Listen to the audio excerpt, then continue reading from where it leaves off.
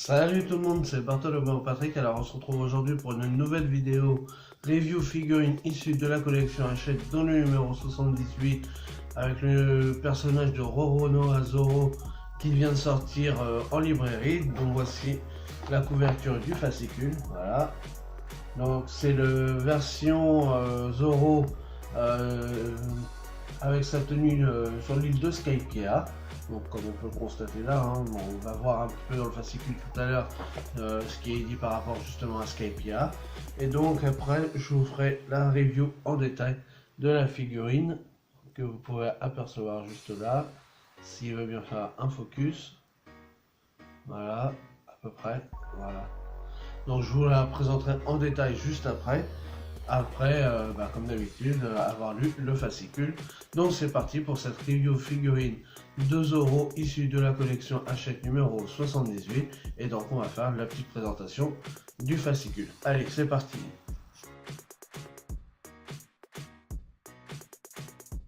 Donc comme d'habitude, la collection officielle One Piece. Donc là, le numéro 78. Donc là, le nom du personnage, Roronoa Zoro, le spécialiste des attaques au sabre. Donc là, on a une photo du personnage. Donc là, comme on peut le voir, c'est la tenue version Skypiea. Dans ce numéro, la figurine de Roronoa Zoro plus le poster. Et donc là en bas, on a le logo de Hachette. Et de l'autre côté, le logo de la Toei Animation.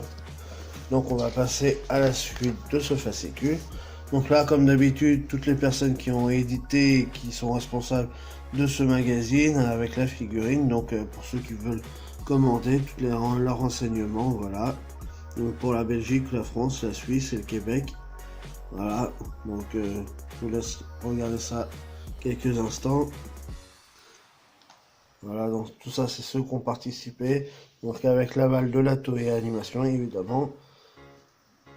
Donc là on a le logo One Piece, donc le sommaire du numéro 78, donc en page 3 la figurine de Zoro, en page 4 l'équipage au chapeau de paille, et en page 6 Roronoa Zoro le personnage. Donc là après on a la traditionnelle photo d'Emigiwara version Thriller Bark. Donc on va passer tout de suite à la page 3 avec la présentation de la figurine pour voir un petit peu les détails qu'il y a sur cette figurine. Donc la figurine de Roronoa Zoro. Bretteur hors pair, Zoro donne du fil à retordre à nombre de ses ennemis. Un bandana est noué autour de son bras gauche, là qu'on peut voir là. Son débardeur ajusté dévoile ses bras musclés qui révèlent l'entraînement intensif qu'il s'impose. Il est sobrement vêtu d'un pantalon et de bottes sombres qui s'accordent parfaitement avec son débardeur bleu marine. Aux aguets avec ses 3 sables, Zoro est toujours prêt à riposter. Donc on a la traditionnelle fiche d'identité, donc son nom Roronoa Zoro, son âge 19 ans, fonction pirate bretteur, équipage le chapeau de paille.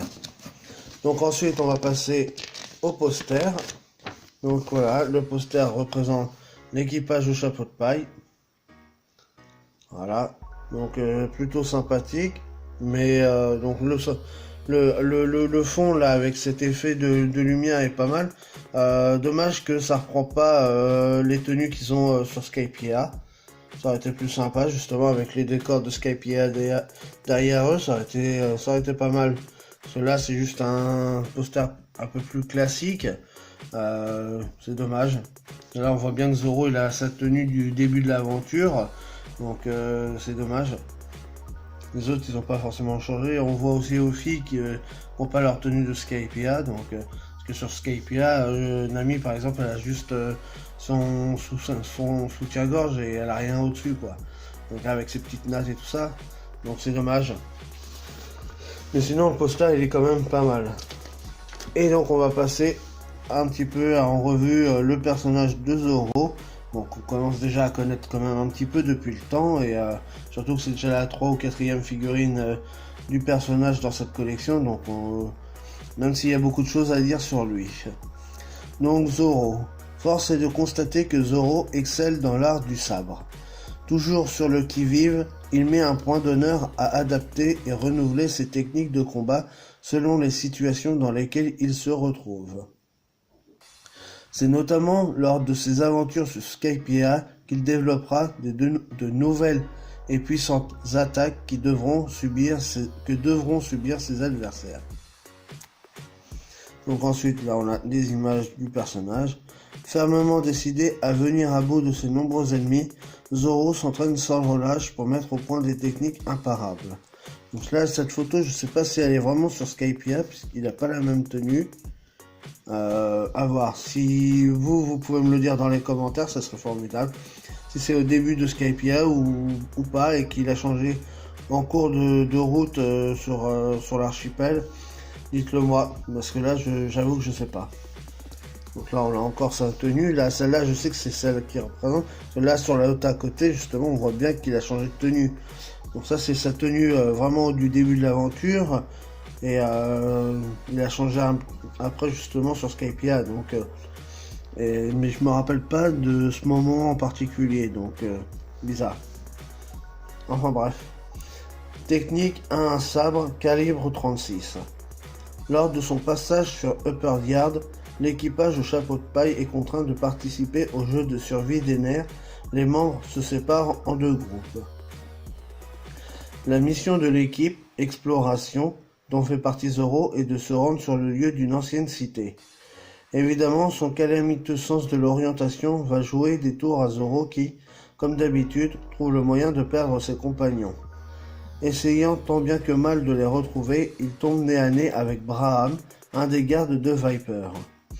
Ce dernier va lui donner du fil à retordre grâce à sa vitesse et à l'utilisation de son flash gun qui surprend Zoro, peu habitué à ce genre d'assaut. Néanmoins, il ripostera avec une attaque à un sabre nommé calibre 36, inspiré, selon ses dires, des 36 passions de l'existence. Tel un boulet de canon, cette technique lui permet d'envoyer à distance une violente lame d'air circulaire vers son adversaire, qui se retrouve littéralement pris dans un tourbillon acéré. Donc là, on a le jeu de survie des nerfs ne s'avère pas de tout repos pour l'équipage au chapeau de paille. Effectivement, ils en ont quand même subi des dommages. Technique A3 sabre, calibre 108. Après de multiples péripéties, Zoro finit par rejoindre le champ de bataille où se trouve Luffy, qui mène son combat contre Viper. Il y retrouve également Chopper, bien mal en point après son affrontement avec Home. Accompagné de son chien géant Oli, ce prélat des nerfs prend un malin plaisir à châtier ses adversaires grâce à l'ordalie du fer, pouvoir enfermant ses victimes dans des barbelés. Zoro se retrouve ainsi face à face avec un guerrier plus puissant et plus rapide que Braham. Il se voit obligé de mettre très rapidement au point une technique capable de contrer Home et ses attaques.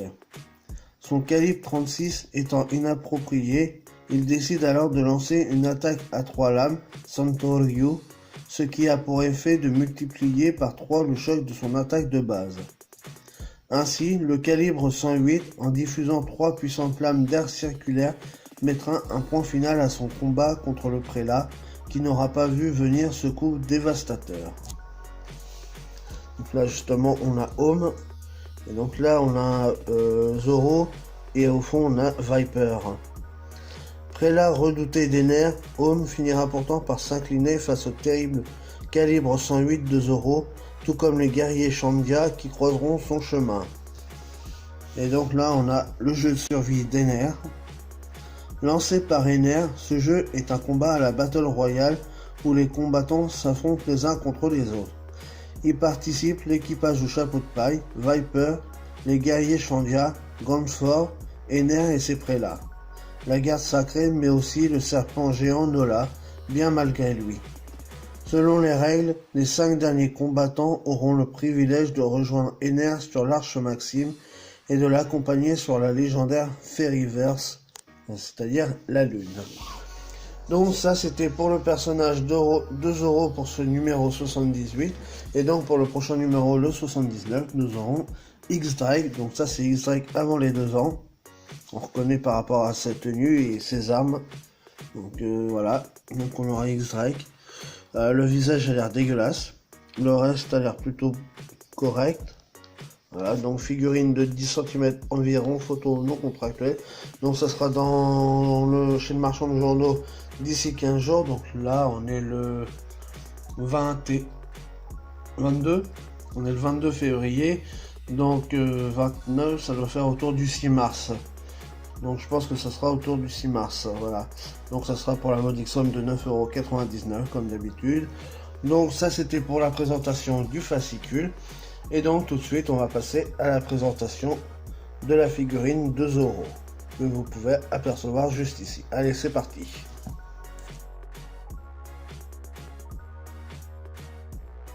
Donc voilà la figurine 2 € comment elle se présente. Donc là on a bien les lunettes sur sa tête. Et ils sont plutôt bien faites. Dommage qu'il n'y a pas l'effet de transparence par contre. Ses cheveux ils sont plutôt bien réussis. Sa main elle ressemble à une main, donc ça c'est déjà bien, parce que bon, chez Hachette, les mains, des fois, sont toujours pas forcément réussies. Donc là, ça va, c'est plutôt bien fait. Ce qui est bien, c'est qu'on voit pas qu'il y a le moule donc, sur le bras, donc c'est plutôt bien fait. Le bandana est correct, voilà. On voit bien sa musculature. Donc là, il y a bien les tendons au niveau de son cou. Donc le visage est plutôt bien fait aussi. Les oreilles c'est correct aussi, donc voilà, on voit bien les muscles. Dommage, voilà, alors la figurine évidemment vu que c'est du plastique, ce qui est dommage c'est qu'il n'y a pas d'ombrage et il n'y a pas de... la peau est vachement claire, donc ça aurait mérité un petit peu d'ombrage pour ressentir un peu là, le corps de Zoro. Là ça fait un peu pâle finalement. Bon... Sa deuxième main, elle est un peu plus dégueulasse. Par contre, il n'y a pas de séparation entre les doigts. Donc, voilà. Il y en a une qui est à peu près réussie, en haut. Et l'autre qui est vraiment dégueulasse, quoi. Au niveau de son t-shirt, donc il y a des pliures. Donc ça, c'est plutôt bien fait. Voilà, on voit bien les pliures. Donc ça, c'est plutôt bien fait. Au niveau de son pantalon, on a toutes les pliures aussi. Là, surtout au niveau du bas du pantalon. Donc ça, c'est plutôt bien fait aussi. Il y a un effet brillant sur le pantalon et même sur les bottes qui est plutôt bien réussi. Donc ça c'est un bon travail, voilà. Donc voilà, ça c'est plutôt bien réussi. Voilà, les bottes elles sont plutôt bien faites. Les sabres aussi sont plutôt bien réussis. Bon après comme c'est du plastique, bon ils sont pas trop mous donc ils sont bien tendus quand même donc ça va parce que sur les premières figurines, ils étaient vraiment un peu plus dégueulasses que ça au niveau du plastique, donc c'était dommage. Là, ils sont plutôt résistants, donc ça va. Donc on a des belles pliures un peu partout, donc avec cet effet, avec cet effet brillance au niveau des chaussures qui est pas mal. Il y a un bon rendu. Donc dans l'ensemble, la figurine est plutôt jolie, avec quelques défauts comme d'habitude, de toute façon. Hein. Là au niveau de la main ou le fait qu'il manque des ombrages sur le corps qui font que les lunettes où il n'y a pas la transparence dessus et que c'est collé, donc c'est dommage que ça soit collé au visage. Même la petite boucle d'oreille sur son c'est collé, c'est un truc fait vraiment basiquement, bon c'est dommage que ça soit fait comme ça quoi. Donc il y a le potentiel mais il y a quelques petits défauts dessus. Donc voilà pour cette review figurine 2 € issue de la collection Hachette pour le numéro 78.